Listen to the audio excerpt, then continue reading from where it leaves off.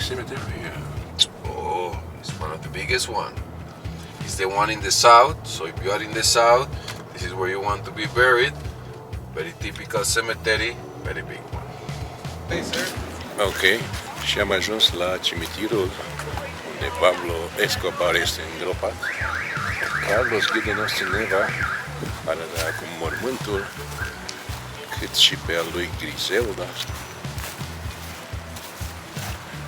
A povestit Carlos cine a fost Griselda. Sir, right here we have Griselda Blanco de Trujillo, September the 3rd, 2012. Okay, the Queen of Cocaine, Queen of Miami, Black Widow, or the Godmother, that's how she liked to be called. I already explained you her history. Luis Fernando as her third husband, the father of Michael. Okay? Okay. He might not like to be here buried with her, but she wanted to. Okay? It's Michael, he's the only one alive. So he wanted his mother and his father in the same spot. Okay, in this cemetery it's very typical you bury two relatives in the same spot. Okay? Okay. Take your picture and we go to see Pablo's grave. Mergem acum să vedem mormântul lui Pablo. Foarte simpliste cavourile aici. De fapt, nu sunt cavouri. Coming a big rain. Now let's go this way. So we look at Pablo's cousin. He was the one who started the business. The people that met them both, they said he was the brain. The one who knew how to make the money was Gustavo, not Pablo. Okay? He was the one who knew how to do everything. But they were both as important, they needed each other, okay? Gustavo was the brain, Pablo was the charismatic guy, the one who knew how to make relationships, how to get to the people, okay? How to close deals. Both as important. So when they said Pablo was worth $30 billion, it was from both, okay? He died in 1990. 1990, he was killed.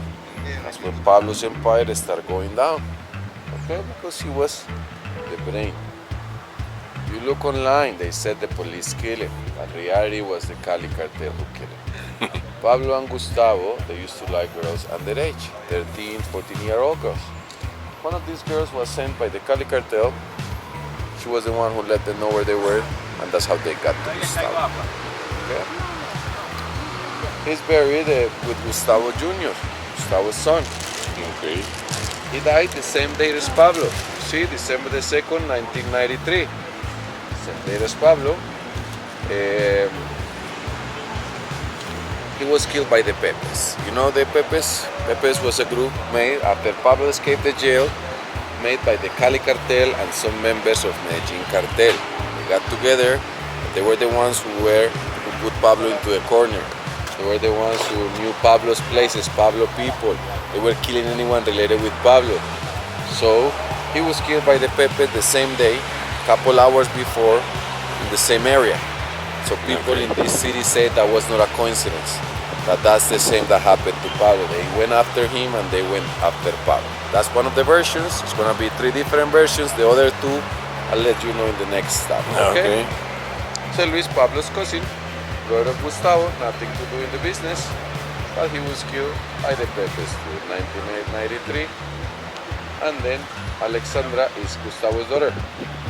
She died this year. Cancer. Cancer. Haideți să vedem și mormântul lui Pablo Escobar. This is Pablo's grave, okay? This is the only different grave in the whole cemetery. It's the one that's next to a church. You see, we're listening to a church from here. Anyways, Pablo's grave could have been fancier than this, right? You see, this cemetery is very simple. They don't allow you to do fancy things. It's a simple cemetery. So they let him do a little bit different in the late 70s when his younger brother died. Nothing crazy either, right? So Pablo, one day after his birthday, when he just turned 44 years old, over there he says, you were a conqueror of impossible dreams. Beyond the legend that you symbolize nowadays, just if you know the true essence of your life. Right. The next one after Mother is Alvaro Jesus, that's Limón. You see the date, December the 2nd, 1993. He's the only one that stayed with Pablo until the end. He's the only one that never betrayed Pablo. He's the only person that Pablo trusted at the end. Okay? Right. He died for Pablo same day, only one that was with him. That's why he's Pablo and his father, they didn't get along with each other. Okay? They love each other. They were father and son, but he never accepted Pablo's life. They never got along with it, okay? He never agreed what Pablo was doing. He never liked what he was doing. So that's why he never accepted his life. He never liked Pablo's money. He never agreed what he was doing. You know, Pablo's family living all the luxury, but his father. Okay? Nobody really knew who he was, so he bought that area for his family in the late 70s. Close to the church. Close to the church, the next one. Because you know, Catholic, that's why this one is the best area, or this, because it's the one next to the church. Ok, mergem acum mai departe. So where we going next one? Next stop, house where Pablo died. Okay? Okay. It's gonna be our last stop of Pablo. Okay? When he died, over there I'll explain to you where he died. It looks beautiful how they build all the buildings. Yeah, that's Poblado. From here, start Medellin. Now we are in Medellin.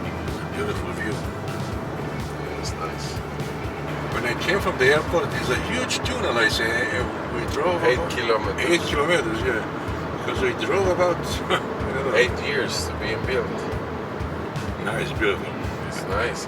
It's connecting the city in 25 minutes from the airport. Before it was 1 hour. 2-floor house with its own garage, okay? And this is what it is nowadays. This is the house here. Yeah. Oh, yeah, beautiful. So it's a 3-floor house now, okay? No more garage. They rebuilt it. Built a business there. It was a Spanish school until pandemic. Because of the pandemic, they have to close down. Okay? Okay. So here in front is very different, but we're gonna go to the back. The roof is still the same. We see the roof and I explain you how he died, okay? Ok. Deci ne aflăm acum în la casa unde a fost omorât Pablo Escobar. That's the roof right there. Yeah. You see, same spot. Right. Right? Yeah. Same house, exactly the same. Maybe nowadays we have different colors. Look, this wall, same wall right there. Right. Right. Same houses. You see, it's flat one. Yeah. Different color, but pretty much the same. Okay, all these neighborhoods the same. So this is the first version. This guy is the chief of the search block, Hugo Aguilar. You know, Hugo Aguilar was the chief of the search block. Search block was just a group of police just looking for Pablo, okay? Was just police for Pablo. So he was the chief of the search block. This is what they wanted to show to the world, that the police killed Pablo, okay? This is the guy who got all the credits. He said he was the first one who got inside the house, so Pablo and kill him. Nobody believes that version, okay? First of all, chief is never gonna go first, right? Second, they didn't have to kill Pablo. Pablo was by himself there, only Limon was with him there. So there was no need to kill Pablo, okay?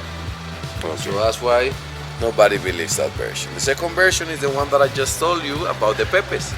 They said the Pepes killed Pablo because it was not a coincidence that Gustavo's son was killed very close to here in the stadium. It's very close to this area. Same day, couple hours before. They said that could have been a coincidence. They killed him and they came after him. And the third version is that Pablo killed himself. Okay? Pablo was an egocentric guy. He was not gonna let them take him to the States. He knew if he get caught, he was gonna go straight to the States. Okay? He knew there was no more negotiations for him. He already negotiated with the government when he went to the Cathedral. So he knew he was gonna go straight to the States. That was the only thing he was afraid of. He used to say, I prefer a grave in Colombia than a jail in the States. Okay? Right. Then he was calling his family every day. Because he knew, look, Pablo could have been bad, whatever you want to say, but not dumb. He was a very clever person. And he knew his family was with the police.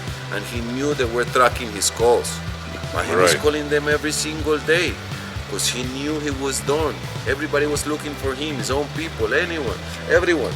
So maybe not that day, next day, one more week, but everybody was looking for him. He knew he was on. That's why he was calling them every single day, because he knew any moment that would be a last call.